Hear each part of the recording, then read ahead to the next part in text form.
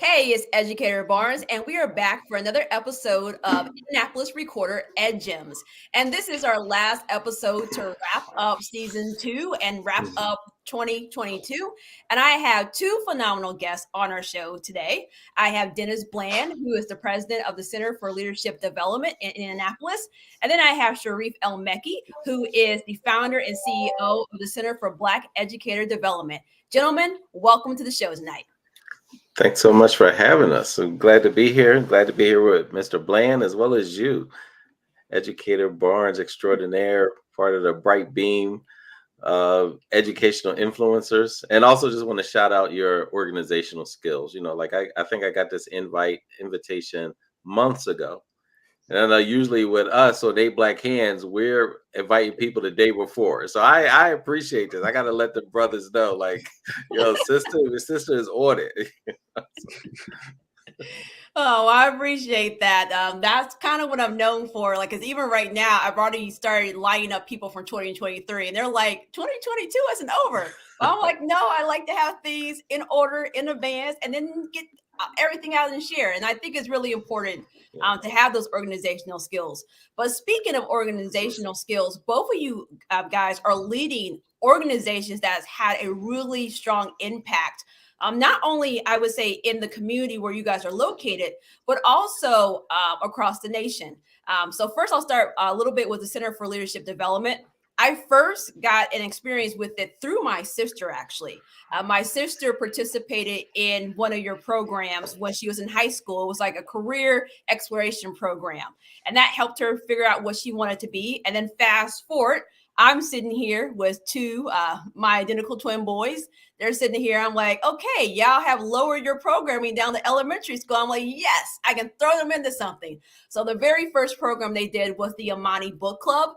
And as an English teacher, what I really loved about it, I could send my kids to a place where they got to sit there and read Black books with Black characters, with Black teachers, about Black authors. And they didn't necessarily get that at school. They get it obviously for me at home, but it's nice to go to a place and be around other Black children from all walks of life. When I would walk into CLD, I'm seeing parents who I know are at the higher end, and I'm seeing parents all the way down, and we're all just there. All our kids are together, and I just really love that. And then my kids just completed the senior self-discovery class where they had to really do a community service project, which I had some stress, but I'm like, this ain't my stress because they had to learn. And I'm like, we emailed the people and they talking about we waited too late.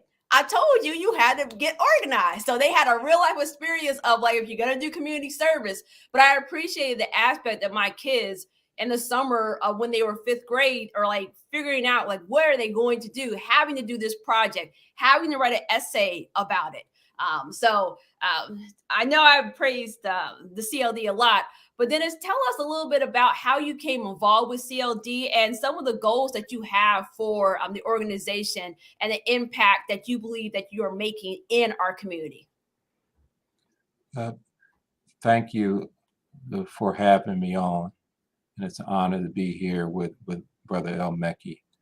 And secondly, thanks for your kind words about the Center for Leadership Development and our work. And in fact, the lead in to your great comments is I got involved in the Center for Leadership Development as a high schooler. So I was a participant in the organization 5 years after its founding. And so a lot of what you said was taking place that you observed. Well, I had that initial benefit as a result of a vision by the name, or a vision created by a gentleman by the name of S. Henry Bundles, and who then had the foresight to to hire an educator extraordinaire named Helen Baker. And so number one, I had firsthand experience in being exposed to education holistically outside of the education environment, which then helped me appreciate what was going on inside the education classroom based upon what I was getting in the Center for Leadership Development. And so from my own experience, 5 years after the organization's founding, it just seemed like there would always be an opportunity for me to come back and kind of turn thanks and say, now that I've been enriched so much, now how can I get involved? And so my path was actually just coming full circle to come back as a volunteer, but admittedly not knowing that I would one day, that would one day become my life's work. But the more I got involved, the more I became immersed, the more I appreciated what the organization was trying to do.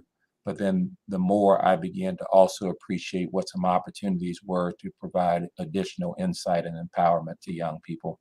And so that has got me where I am today in terms of then what we're trying to drive.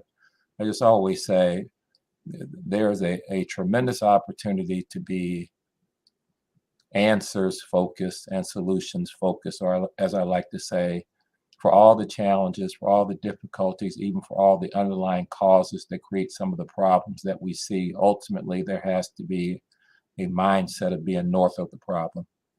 We want to be answers and solutions focused. And so the Center for Leadership Development has been about trying to be intentional about driving 5 certain values, which we believe are part and parcel to helping young people cultivate a life of success, a life of attainment, and a life of meaningfulness and purposefulness. And so we have what's called the CLD principles for success. And those principles or values are character development, educational excellence, leadership effectiveness, community service, and career achievement. So the impact we see, I think the most central impact we can offer at the Center for Leadership Development is trying to help young people cultivate a value system in those 5 disciplines, and then trying to provide experiences and activities that helps them nurture prioritization around those values, helps them build habits around those values, helps them build behaviors around those values. Then all of a sudden you begin to see them grow and develop in those values. And we think if we are able to do that consistently, that is nurture young people in those 5 values, then we have the opportunity to develop some of the most outstanding young people in the world. So that's our aspiration. And I'll just say finally, our vision is to create a youth development experience that is a gold standard for how a community-based program holistically cultivates Black youth to realize their God-given potential. So that's our vision. Can we create a youth development model that's without peer, and not because of some self-centered or egotistical motivation for it, but because we've had 45 years at it. If we're able to create that model, then perhaps there's an opportunity for some other community that has the same aspirations but do not have a 45-year runway.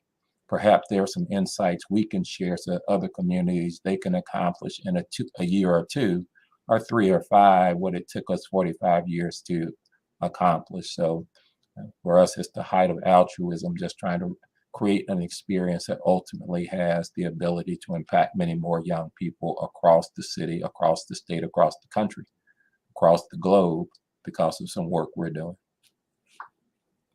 Oh, thank you for sharing. And I will say you guys really drive home those principles, because my sons were able to kind of explain some of the principles they learned. And the other thing I appreciate as a parent, if your kids take a course at CLD, you have to go through a mandatory orientation. And if you don't do it, your kids don't participate. And I really like the fact they're like, it's not just, or you're just not turning over your kids to us. You have to be invested in the process as well. And so I really appreciated that aspect, because there's a lot of programs like I'll try out for my kids. And I'm like, I have no clue what's going on. I'm not getting any notes back. I'm not hearing what they're talking about, but there's a book, there's a guide. I can see what they're doing in class. So I just really appreciate not only what you guys are doing for Black children in our community, but how you are investing parents in the process to say, like, it's not you give us your children. We're in this partnership together. And then Sharif, you founded the Center for Black Educator Development, and I strongly feel like the work that you are doing is impacting students as well, because you're making sure we're training up teachers, especially Black teachers, to go out and not only do this work, but do that work with excellence. So tell us a little bit about how you came to the point of, because I know you were a principal for a while, of how you came to a point of like stepping away from that and creating this Center for Black Educator Development. Yeah, I mean, first of all, I was already excited to meet Mr. Bland, but like I am thrilled to be on this with him and just be part of my my own professional development and learning. Just the longevity and excellence, which is not easy to do. And we got lots to learn, from you. So I'm excited to do that.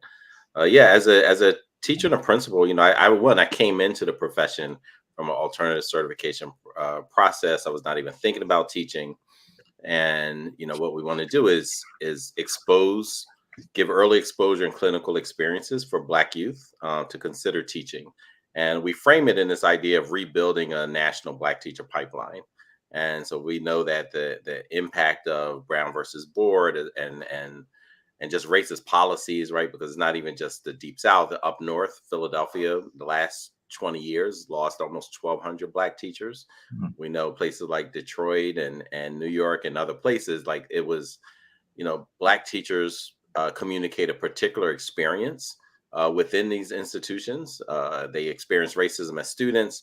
They're experiencing racism as professionals, and now they're trying to protect students that look like them from racist policies, right? And so it's all of that combined. They are looking at curricula that's erases their students, and they recall it. And so they're trying to supplant or supplement, what the curriculum says. They're trying to address policies that address. They're trying to engage families and do it in a more holistic way. And so we really look at it as rebuilding the Black teacher pipeline. And as a principal, it was hard to leave my school, but what we already saw was, the opportunity and the team that we had at the school. I worked as shoemaker in particular, but really all three. In 26 years, I was in three schools, and all of them were neighborhood schools, community schools, and they all had a good diverse mix of teachers, and particularly Black teachers. But what I did start seeing was the pipeline being really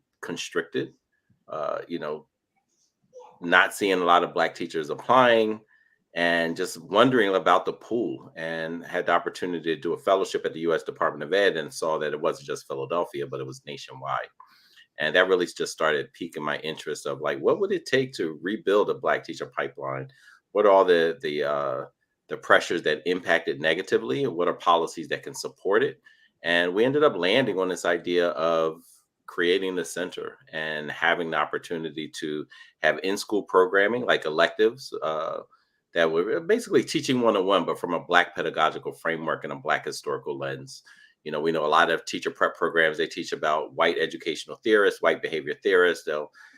Teachers will learn about, and they'll be grounded in theories of, John Dewey and Horace Mann and B.F. Skinner and Piaget and Freud. And then they're sent to Black and brown communities, like, go teach, armed with these philosophies and theories. And they don't have a clue about what Lucy Craft Laney and Mary McLeod Bethune and Dr. Carter G. Woodson said about teaching, the relationship between teaching and learning and community. So we take that, distill it, and use it for professional development, not only for veteran staff, but particularly for our Black and brown apprentices. So we raise money to give them paid apprenticeships, and they learn how to teach. And we use like the Freedom School model, Black Independent School movement model, and Black Panther Liberation schools, and we mix that up and deliver a paid apprenticeship program. So we have the in-school, where it's an elective that students take, called Teacher Academy or Liberation Academy. We have Freedom School Literacy Academy, which is after school in the summer. And all of that feeds into a fellowship that we have in partnership with the United Negro College Fund, where students who have participated in our program are able to apply to be part of this Black Teacher Pipeline Fellowship. And, included in this fellowship, in addition to the responsibilities of lifting as they climb, continuing to support the next generation, but they also get college scholarships as well as retention bonuses once they become teachers. So,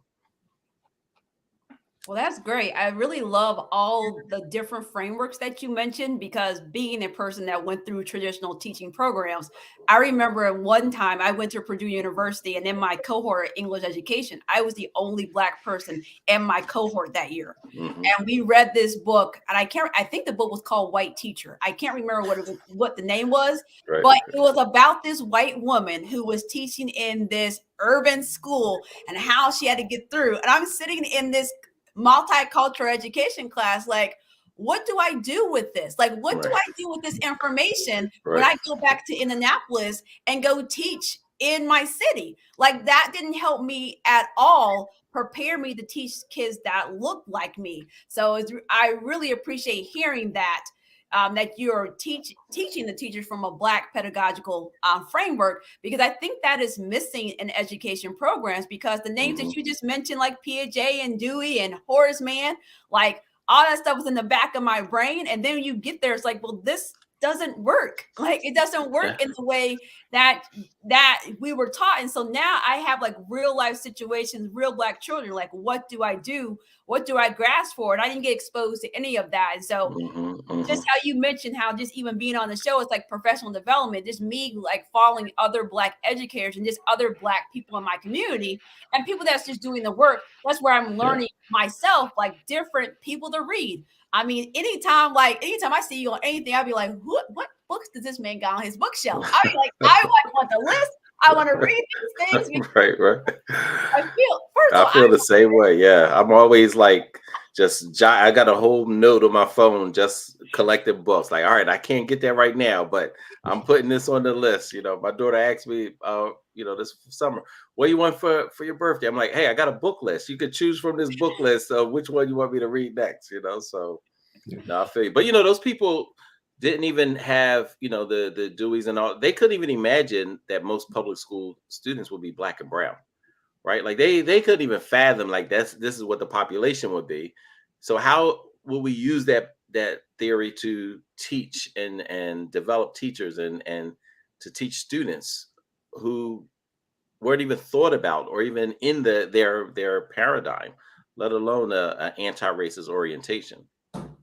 no, that's a good point. And I swear I'm gonna die with a book list because I never my book Yeah, list you has can't never been empty. listen. It never will be. It never will be.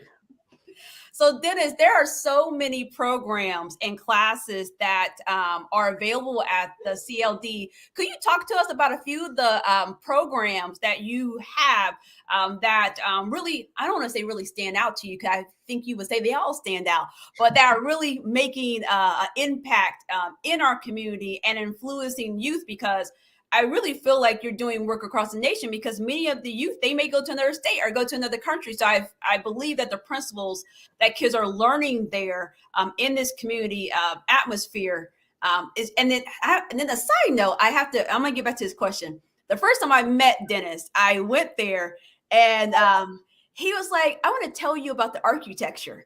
And I said to Dennis, I said, this reminds me of the BCC, because I went to Purdue and there's the Black Cultural Center at Purdue. And he's like, oh, yeah, it's the same architect.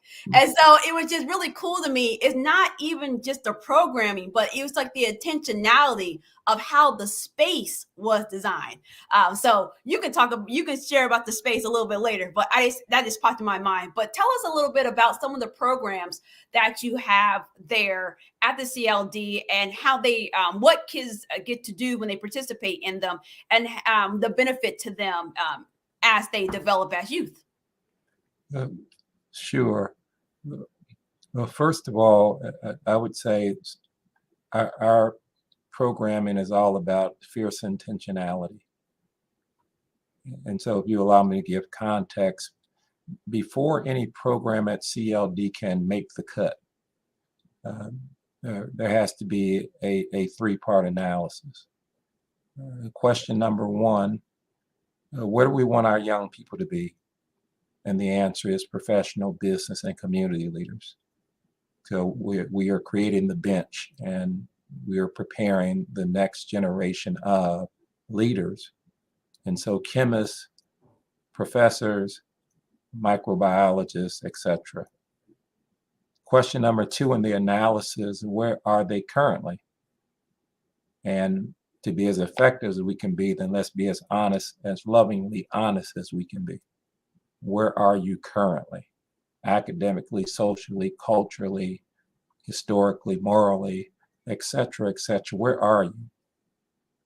And then question number 3 in the analysis, given where we want you to be and given where you are currently, what is the most relevant, meaningful, programmatic after-school experience we can provide you that meets you where you are to help elevate or propel you to where we want you to be? And the answer to those questions then end up in a program that you will see being offered. And so we have, so every, to your prescient point, yes, ma'am, we're kind of sensitive about every program just because of the vetting that went online to get it there. But with that, I will say that I think there are a few programs that I think probably are transformative. One is called Success Prep, which is a high school readiness program. And so the idea is to get young people and parents, to your point, before a young person, before a rising ninth grader ever sets foot in high school. Let's actually take young people through a 4-module experience that essentially talks about how to create high school excellence. And so this is how students thrive in high school. While you have a blank slate, whatever you've been doing in junior high in terms of academic performance, in terms of high school and the colleges and what they will be reviewing, that slate it's a 0, it's clean. And there's an opportunity then to make sure going forward at this juncture between junior high and high school, there's an opportunity to really have a new focus before we go to high school. And so we teach them how to study, how to take notes, how to prepare for tests, how to set up study environments conducive to learning, no distractions, no clutter, no cell phones. It's a rich experience that I wish every entering ninth grader and their parent had the opportunity to get that exposure before they entered high school. In fact, one of the basic questions in the program is, what is high school? And so we talk a lot at CLD about giving an education on an education. And I always say I'm not deceived or deluded into thinking that everyone walking the halls of a school understands what an education is. And so we find that it's really transformative because there are just a number of 14-year-olds and a number of 15-year-olds who are just kind of saying, oh, is that what an education is? And so when you begin to talk about education as commodity, you begin to talk about education as currency, you begin to talk about education as skill that you can exchange, and then, age appropriate conversation. It seems young people just seem to get it. And then in adjacent rooms, we have parents and we're having these same conversations. And so there's just a very enriching aspect to Success Prep. Then there's a comparable program for high school students readying them for college called College Prep. And again, before a student ever sets foot in college, we have students in rooms and we have parents in adjacent rooms, but it's just really about the business of really trying to help students understand and get a holistic understanding of what college success looks like and why it matters, with the idea of driving 3 primary objectives or achieving 3 primary goals related to college. What are all the insights and programs that we can offer that would drive college enrollment? Number 2, college persistence, and number 3, college completion. We finish what we start. And so those 3 pillars help then drive the curricula in the college prep program. And then I guess, again, for the 18 programs we offer, I guess the self-discovery career exploration project, because it's the flagship program, it was the program to which I was exposed as a high school student at Broadwell.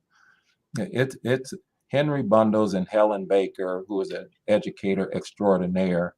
They have put together the self-discovery program is a masterstroke, where over a 13-week experience, Black youth are actually being asked to delve into finding answers to 3 questions. Who am I? Where am I going? And how will I get there? And then it's an executive leadership program that's been formulated for high school 10th, 11th, and 12th graders. And they're covering everything from college readiness to study skills to giving presentations, assertive, non-assertive, aggressive behaviors, interviewing skill, and all college searches, career searches. And then it ends in a capstone project in week 13. And I sat last week, and man, for an hour, I'm impressed, if not mesmerized, by listening to these young people's capstone projects. So again, credit to Helen Baker and Henry Bundles. That program is absolutely phenomenal. I have shared to anyone who listened, I would want every high school 10th, 11th, or 12th grade to have a self-discovery experience before they go or before they leave high school.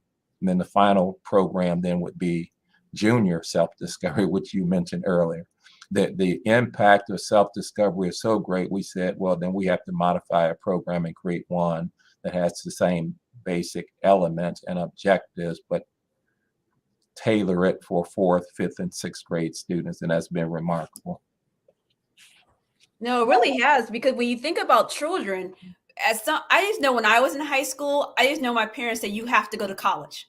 But there's really no conversation about what do you want to do? What do you want to be? Who are you as a person? And I'm like, I have to go.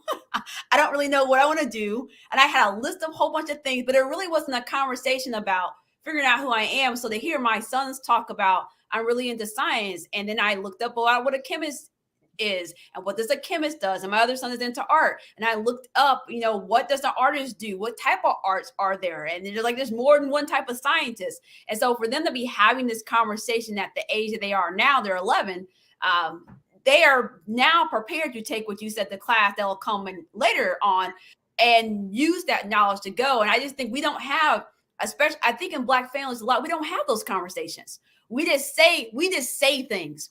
You're going to finish high school. You're going to go to college. You're going to graduate. But there's not all the time like, well, here is how you figure out what you want to do. If college gets hard, here is how you maintain. I went to Purdue for a year and came home for a semester, and then I went back because there was no preparation. I'm like, this is hard. I'm just going to come back home. And then it was like, well, you can't stay here. So I'm like, okay, I'm going to go back.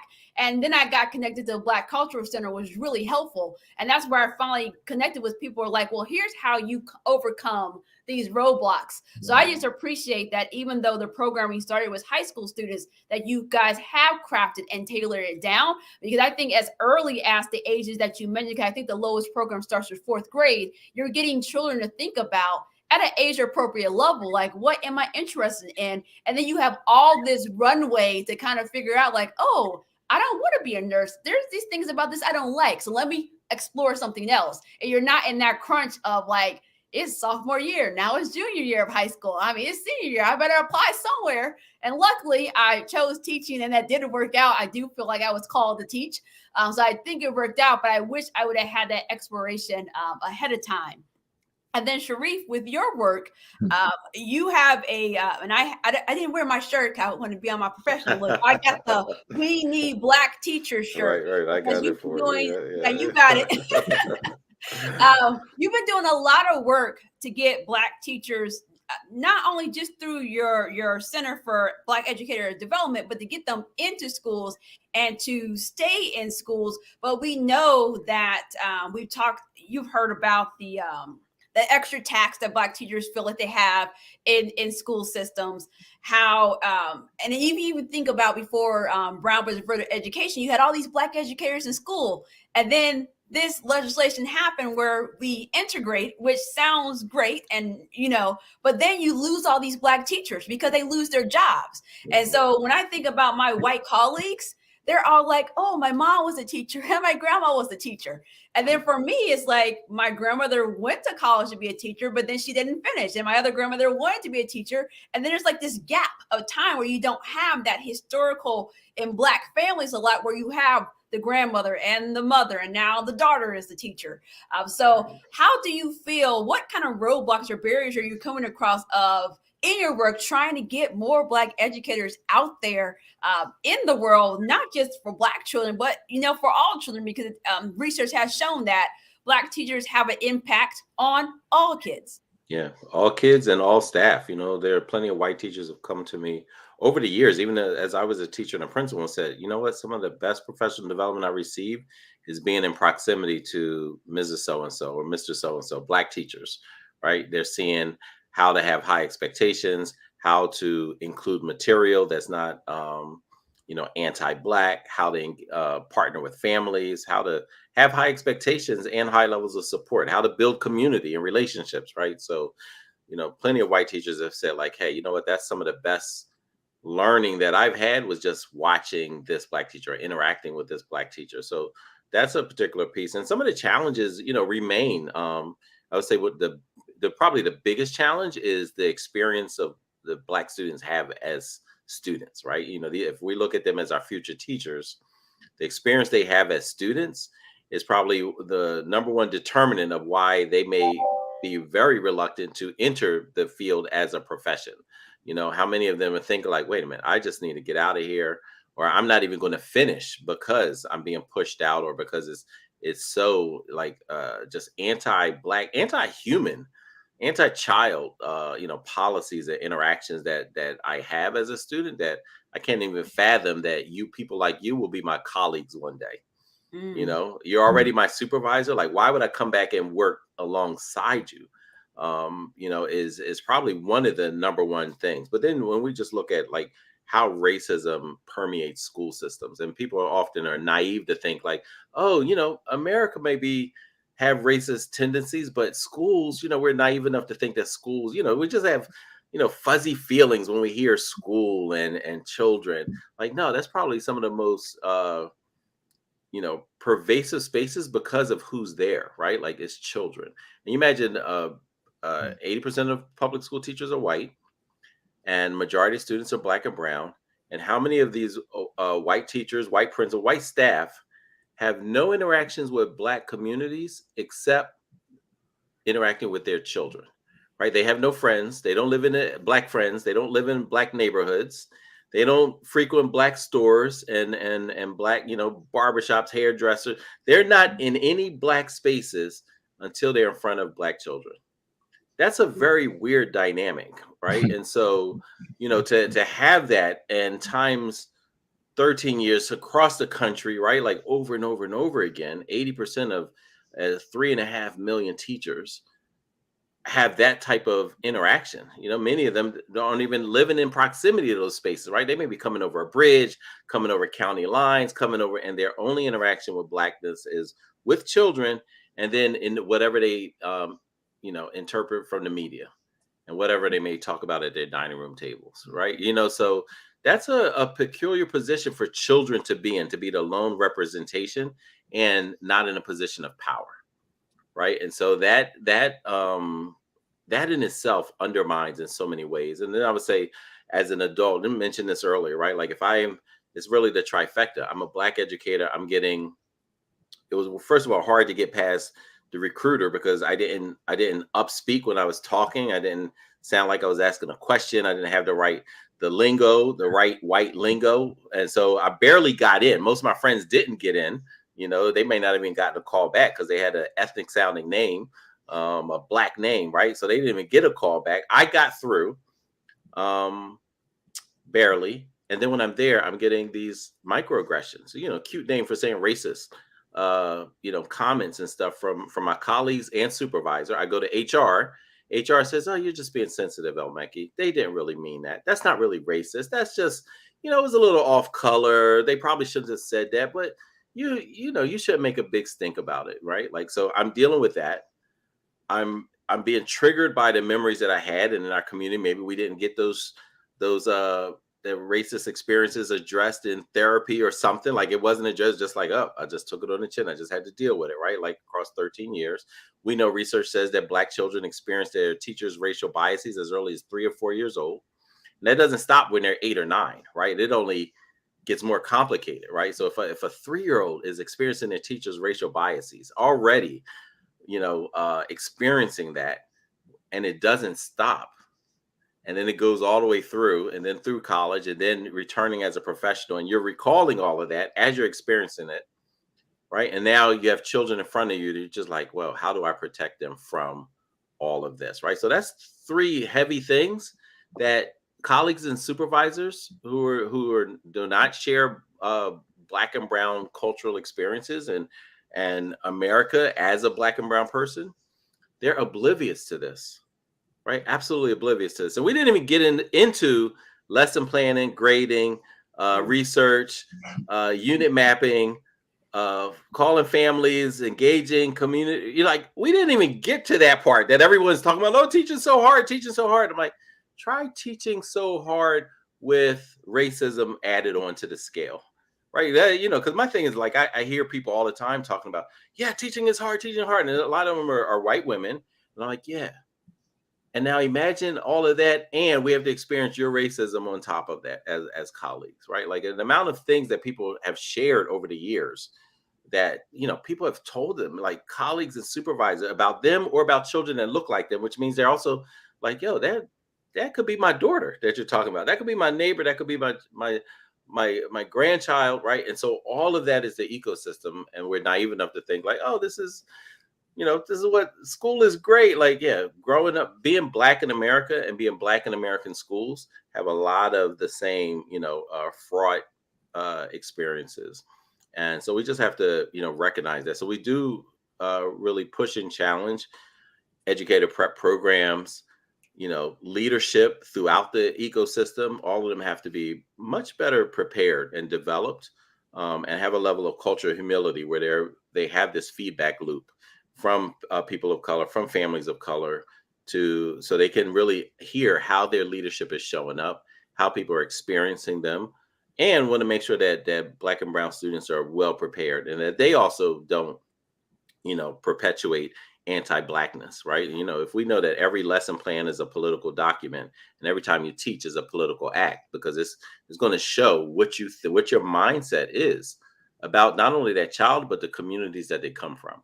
And that's why we say it's a political document, the lesson plan, and a political act. And how do we make sure that our mindset, our skill, and our will are aligned to creating good opportunities and experiences and honoring the aspirations of Black and brown children in particular, all children, but Black and brown children in particular. And that invisible tax that they talk about for Black and brown folks is pretty conspicuous at this point, right? You know, like people can call it invisible all they want. Like, when it's smacking me upside my face, it's pretty visible to me. You know, that handprint is still there. You know, whether it's a comment, whether it's a denial of a promotion for no reason, whether, you know, someone just shared not too long ago, I was at McKell, Men of Color in Education Leadership. And Harrison Peters has been collecting just vignettes from Black men around the country for years. And some of the things that people are saying, even up until today, about their experiences, I mean, you'd think they wrote this in the 1880s, but nah, it was written in 2021. But yeah, like I can relate to so much of what you're saying. I mean, twice in my career, I've been told by colleagues, I didn't hear it through the grapevine. I'm like talking about to my face directly, that I was a affirmative action hire, and I only got the job because I was Black. And so then it's like, now I got to come back and sit in PLCs with you, professional development. It doesn't matter that I'm certified in 5 areas, have 2 degrees, got awards. None of that matters. I'm just here because I'm Black, and I don't even have the skill set, in your opinion. And so I think I appreciate that the work that you're doing, because it's not only teaching a teacher how to teach, it's also like teaching a person how to heal and deal with that, because honestly, you shouldn't have to deal with that. And then if you chose as a Black educator to go back into the school space, there's like no Black educator I know that hasn't had some negative experience in school. And that's like a sad story to hear. And so when I went into the classroom, a lot of Black educators I know, they're like, I went back because I want to change the trajectory. I want to give students a different experience. And I may not be able to control what happens in other classrooms outside of my classroom, but when you come in here, you're going to be treated. And you said humanity. And that's the thing that bothers me. It's like kids are human. Like, I will apologize to students in the moment. I'll be like, you know what, Mrs. Barnes, what just happened? That was not okay. I'm sorry today. We're going to start over. And I remember one of the first time I apologized to kids, I just remember this Black boy says, adult has never apologized to me. Yeah, like, what are you doing, Ms. Barnes? You all right? And I'm just like, Mrs. Barnes just raised her voice a little bit because I really try that's a big thing. Most people that work with me know, like, I do not like to raise my voice with kids. First of all, I don't want people raising their voice with my children. And I try really hard not to raise my voice. So if I get into a space that I raise my voice, A, I've let myself down as an educator. And B, I feel like you are a human being. You deserve my apology.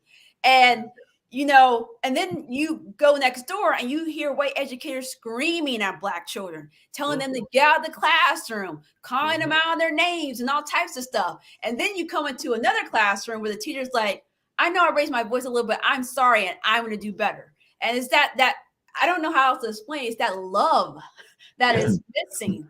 I mean, that has to be part of your orientation and framework, right? Like if you don't, I mean, I think a part of it is, as Black educators in general, we have to, there's a connection. And again, pound for pound, and this is research, it's not just me saying it, right? Like research shows over and over and over again the impact. And I even had a chance to talk to Dr. Constance Lindsay, who helped lead this research, and I was like, well, is this research, like Black boys maybe up to 39% less likely to drop out with a Black teacher? I'm like, is this the most stellar Black teacher? Like, she said, no, you can really look at them as an average teacher.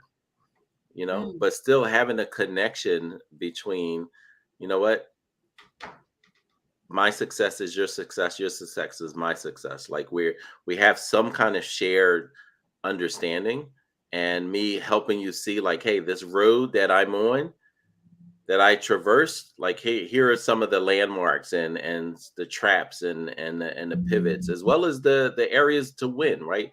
That connected and one just seeing like humanity. And that's why it's even more important that Black teachers have the right mindset, right? And that they're not, pushing anti-Black materials and messages and mindsets as well, because it can even be a more damning effect of, to a child. But all of that is absolutely, critical.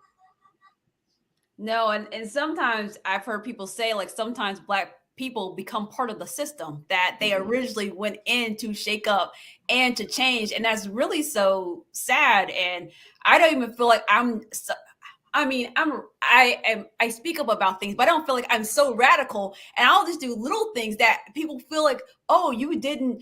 I remember the year I didn't use Anne Frank. I have nothing against teaching about the Holocaust, nothing about that. But we were told that we had to either teach a historical fiction text or a historical text. So I ended up choosing Change, which is by Lori House Anderson. She's a white lady, but she wrote about the American Revolutionary War from the viewpoint of an enslaved Black girl.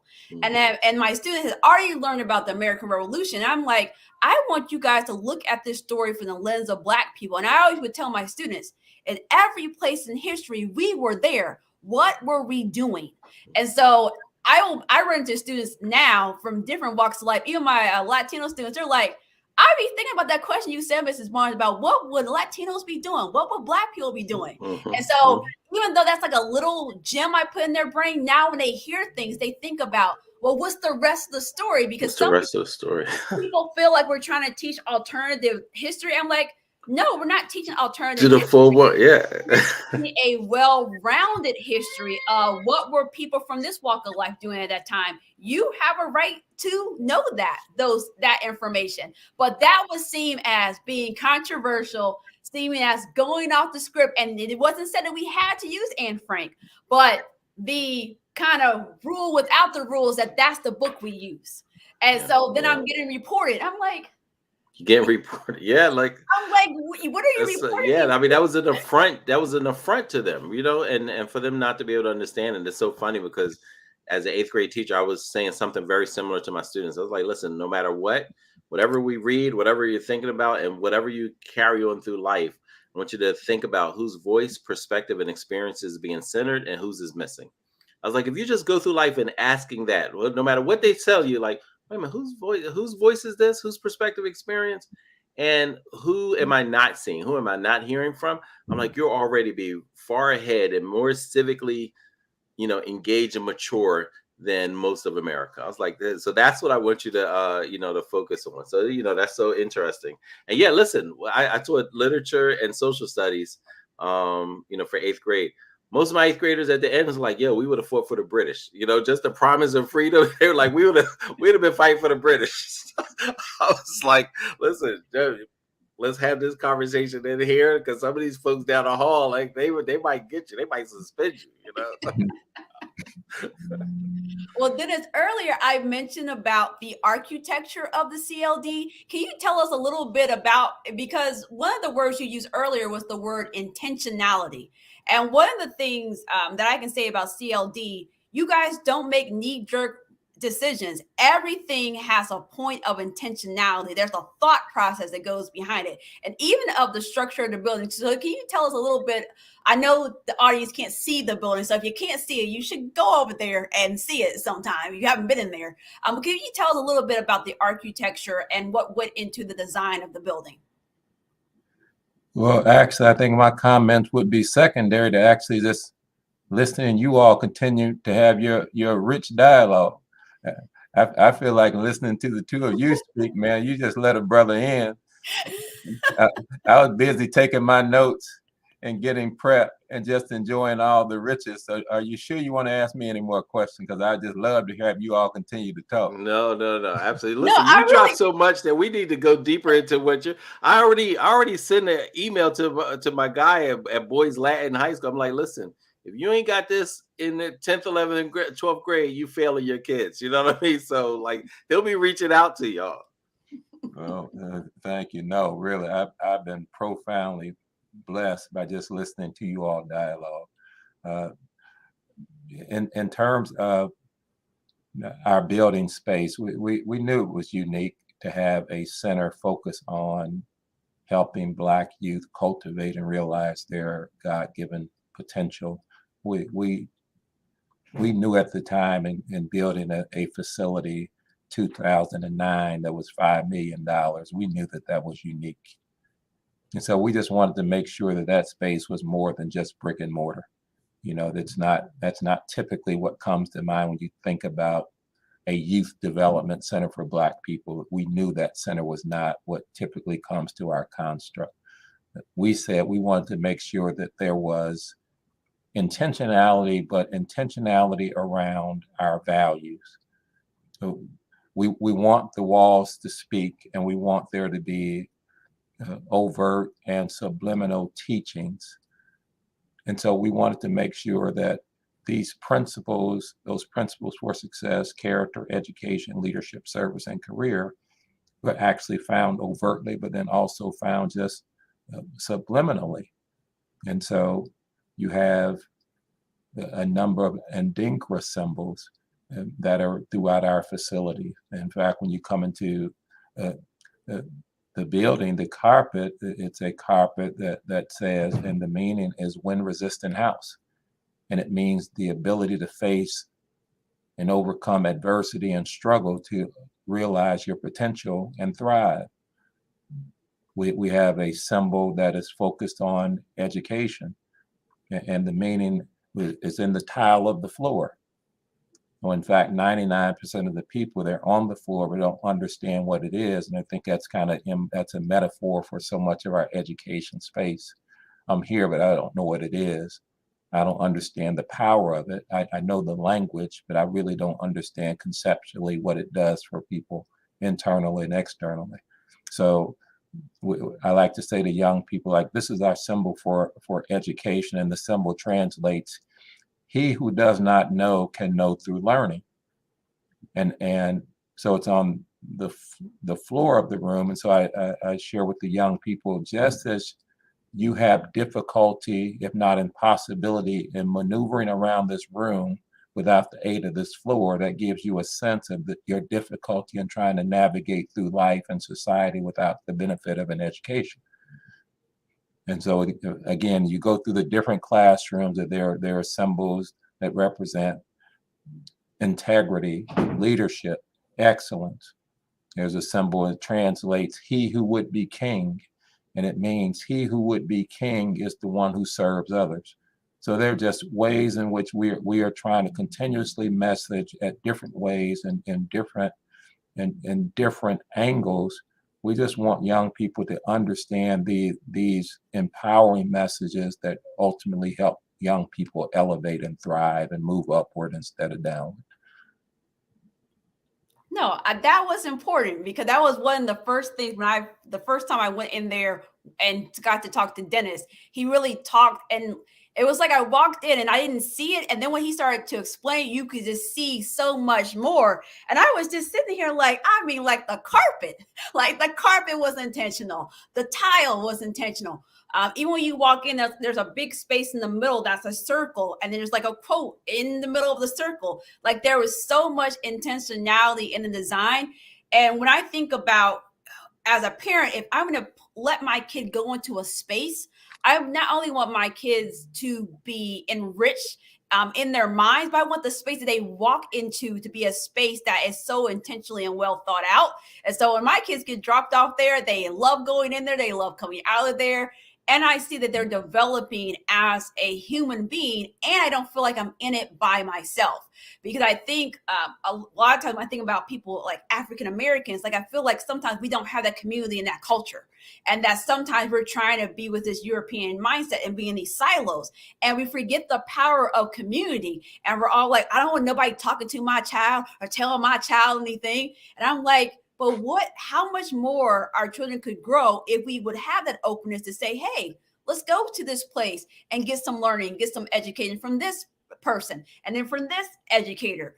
So I just appreciate the work that CLD does and the youth that come out of the program. And to your point of you saying you kind of you got involved as a high school student, many of the people that come back to serve as teachers are people who went through the program as young people. So not only does the program produce kids who become adults that do things in the world, it also produces this mindset of I need to come back and now be the teachers in the community. And I think that's a really strong message, because when you talked about having this over 4-decade runway, the runway continues because not only have you raised up the child in the way they should go, you raise them up to come back.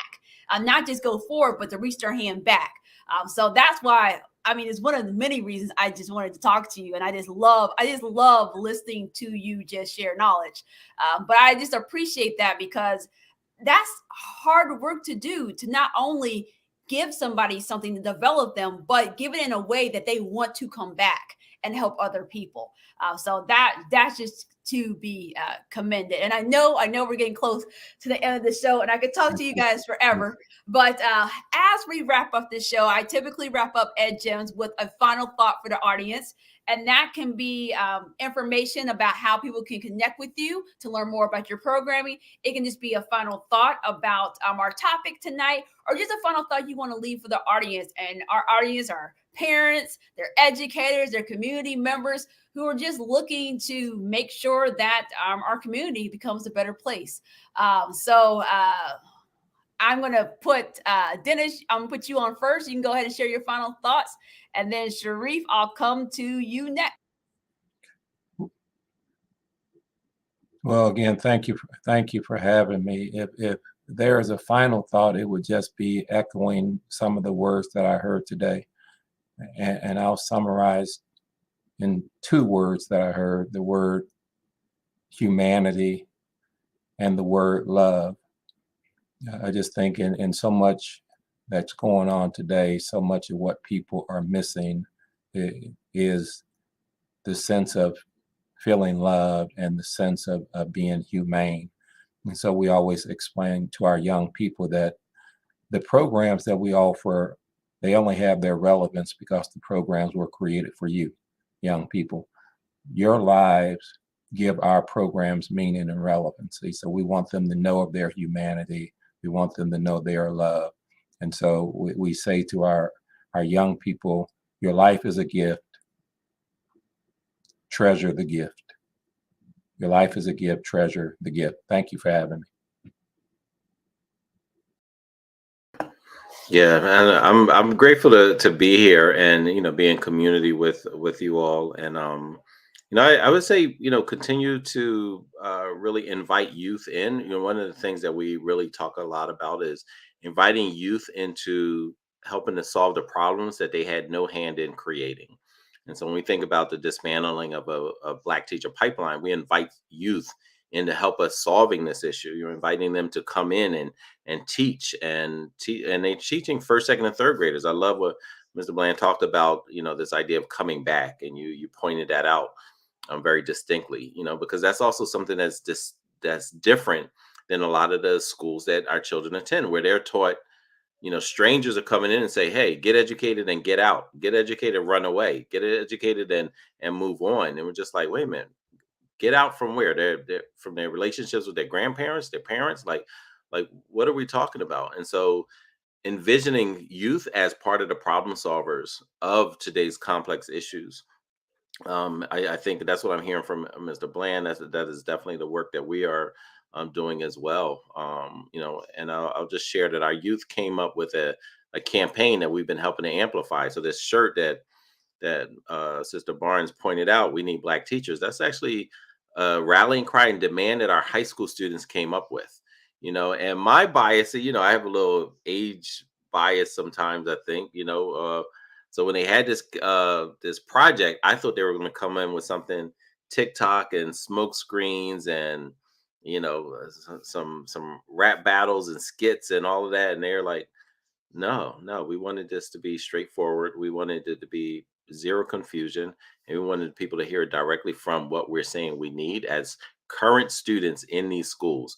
We need Black teachers, and so we've been helping to amplify their, again, their rallying cry and demand through a We Need Black Teachers campaign. So people can follow that either with a hashtag or with a .com at the end. Hashtag in the beginning or .com at the end to see what they've been talking about and what we've been trying to help amplify. So grateful to be here. Thanks again for all your work. A huge fan of all the content that you developed over the years, Ms. Barnes, and grateful to be in community with you.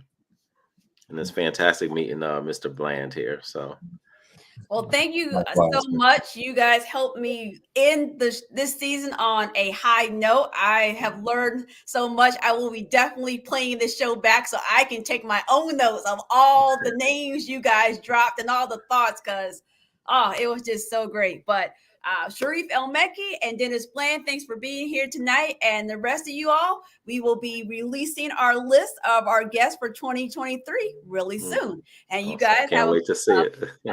Fantastic evening. Thank you all.